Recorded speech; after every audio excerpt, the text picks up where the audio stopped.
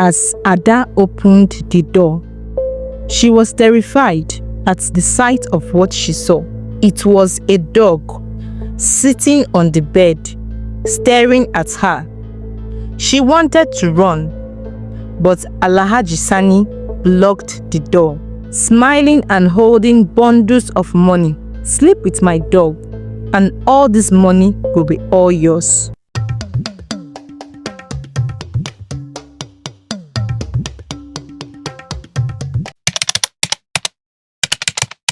In a small village of Amagu lived a young beautiful girl named Ada. Ada was a hard-working girl and had a kind heart, which was known by all. Ada couldn't complete her education in the village because of her family's poor finances. Her mother was known as Mama Ada throughout the village. She raised Ada all alone since her husband passed away. He fell from a palm tree years ago. They both relied on the small farmland he left for them to cultivate and make a living. Every day, from early in the morning till late evening, Ada and her mother worked very hard. They would plant their crops and harvested vegetables and fruits when it was ready for harvesting.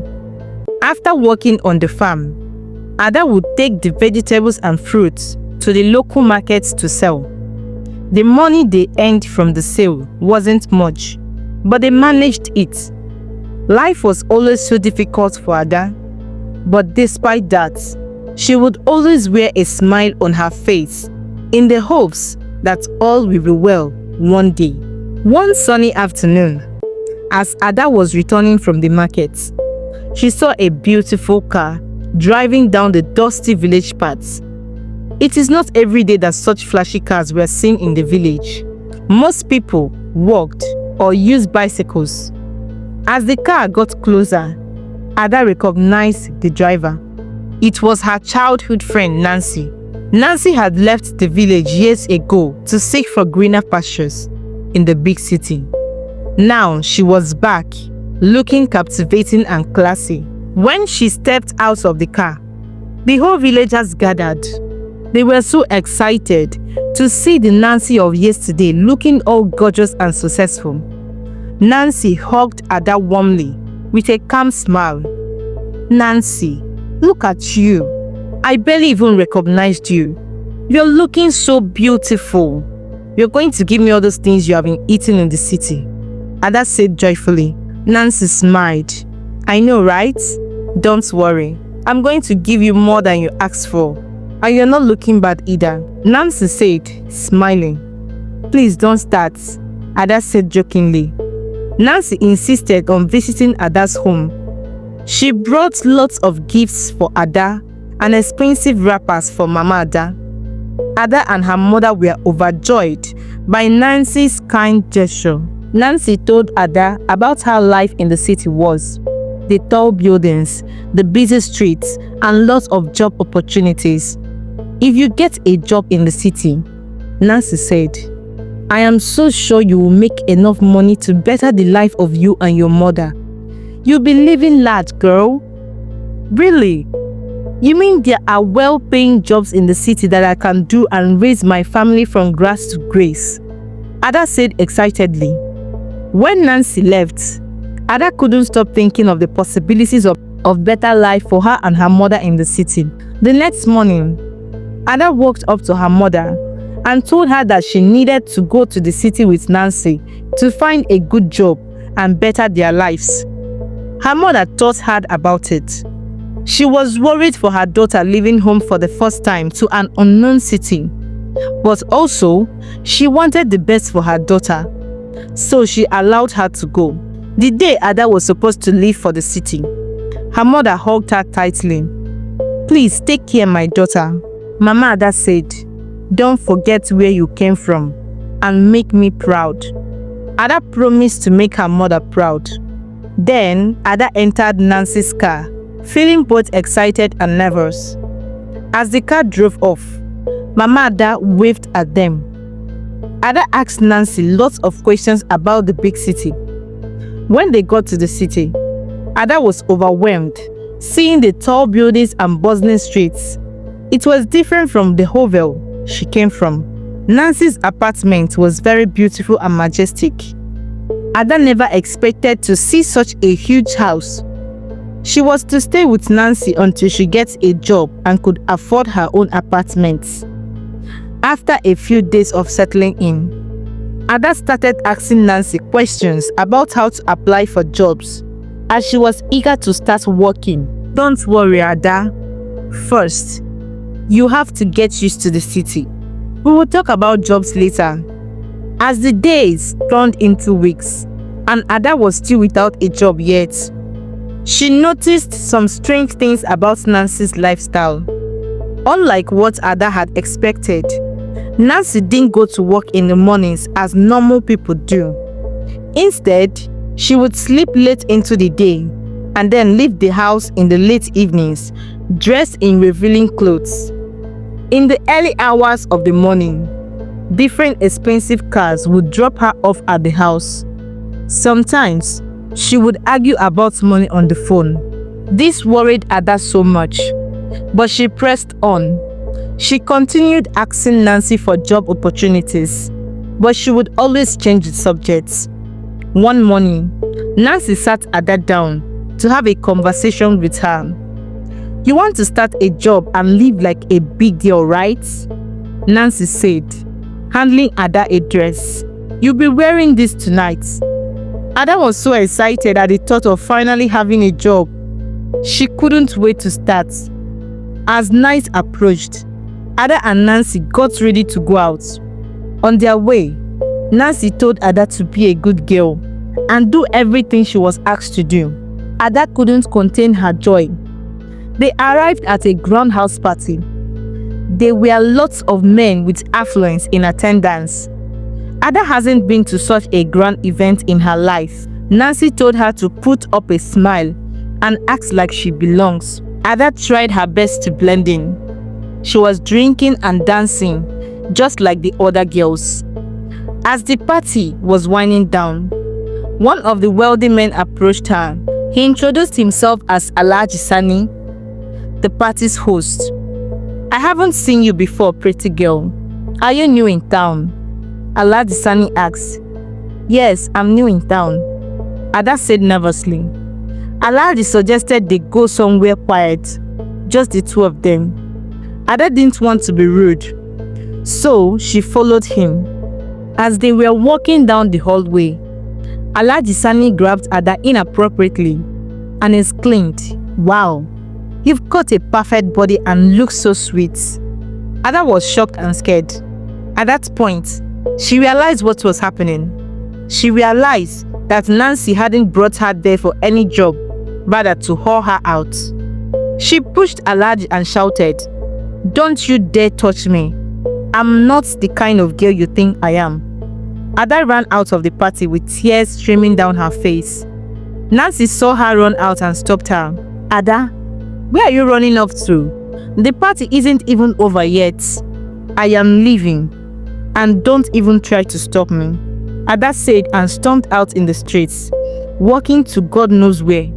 She needed to leave that disgusting place. Nancy soon caught up with her and drove to her apartment. When they got back, Nancy was so furious with Ada. "How dare you little swine embarrass me like that? Did you have any idea how much you just threw away?" "But that old man touched me inappropriately," Ada said, still shaking from the encounter. "And what were you expecting? You think you can find a job at an office with your level of education? You are even a dropout to crown it all. This is how girls like us make money in the city. How do you think I was able to afford this apartment and the food you are eating?" Ada was shocked on hearing this.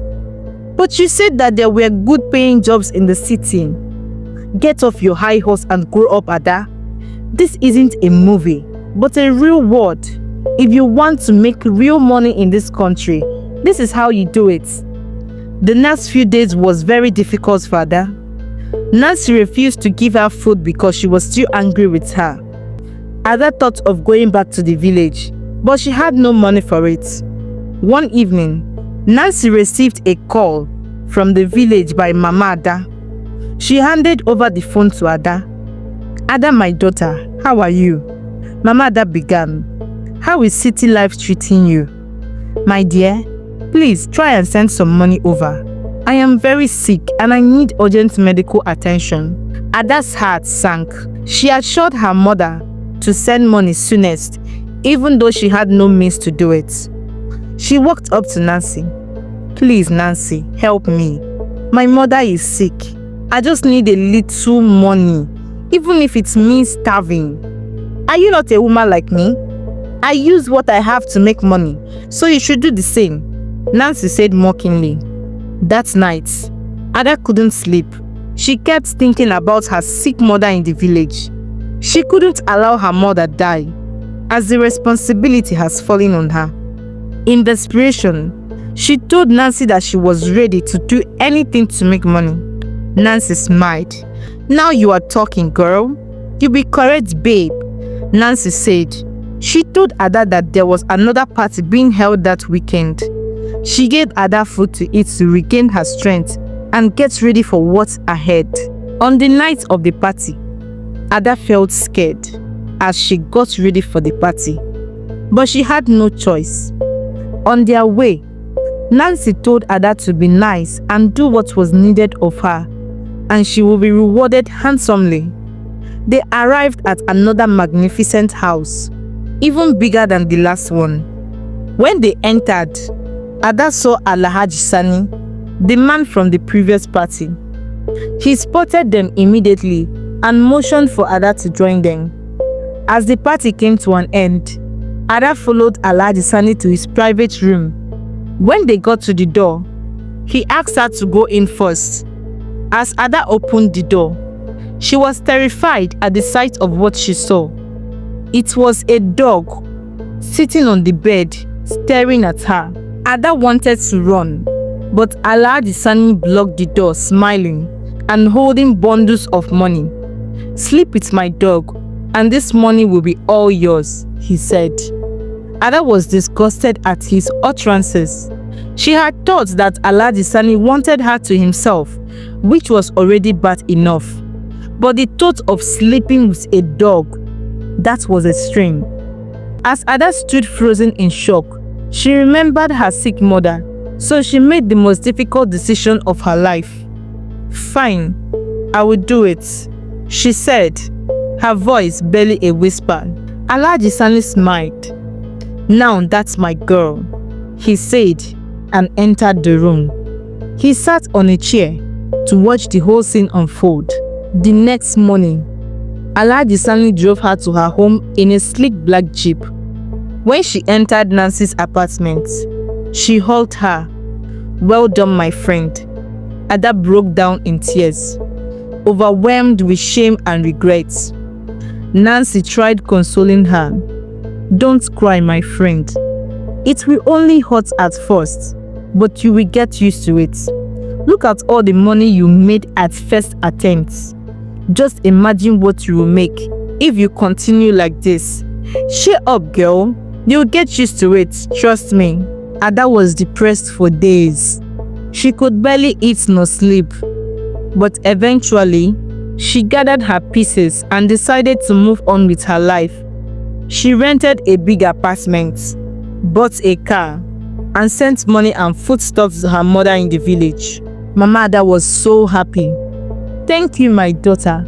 May God shower you with lots of blessing," she said, not knowing how the money was made. Ada began bawling. She was known as one of the successful young women in the city. She attended affluent parties with men of affluence. She wore fancy designer clothes, shoes, and hairs. She felt satisfied and was living a dream from the outside, but inside she felt empty. However, Ada's new lifestyle didn't last long. After some months, she fell deeply ill. She was admitted in the best hospitals in the city, but no doctor could figure out what was wrong with her. Her strange illness got worse day by day. She exhausted all her resources to regain her health, but nothing worked. She sold her house, car, and all her expensive items for more treatment, but it was all to no avail. When it was obvious that no hospital could help her, she was taken back to the village. Mama Ada was shocked to see her daughter's state. The once vibrant, healthy girl, now reduced to a mere vegetable. She was now a shadow of her own self. She was taken to a local traditional healer. When the woman saw her, she said, "My daughter, what have you done to yourself?" Ada broke down and narrated everything to them about how she slept with men and dogs for money. She cried terribly as she spoke about all the terrible things she did. The healer tried to restore her back to health with local herbs, but nothing worked. 2 days later, Ada passed away. The news of what Ada did for money spread like wildfire. Everyone gossiped about it. Ada was later buried. Her mother was inconsolable. She had lost the only child she ever had, and now was left all alone. Mothers cautioned their young daughters not to make same mistakes Ada made, and to work hard as there was no shortcut in life. Young girls were educated on the dangers of easy money by sleeping with various men. The village of Amagu learned a very big lesson. In the city, Nancy heard that Ada was dead. She was scared that the villagers might hold her responsible for what had happened to Ada. She fled the country. Alhaji Sani and his colleagues who exploited young girls faced legal actions and were sentenced to life imprisonment. Truly, money is not everything. Thank you for watching, guys. Please give this video a thumbs up if you enjoyed it, and share to your loved ones. And please don't forget to subscribe and hit the notification bell to be notified of our new story. And also share your thoughts on the comment section. Thank you and God bless. Bye.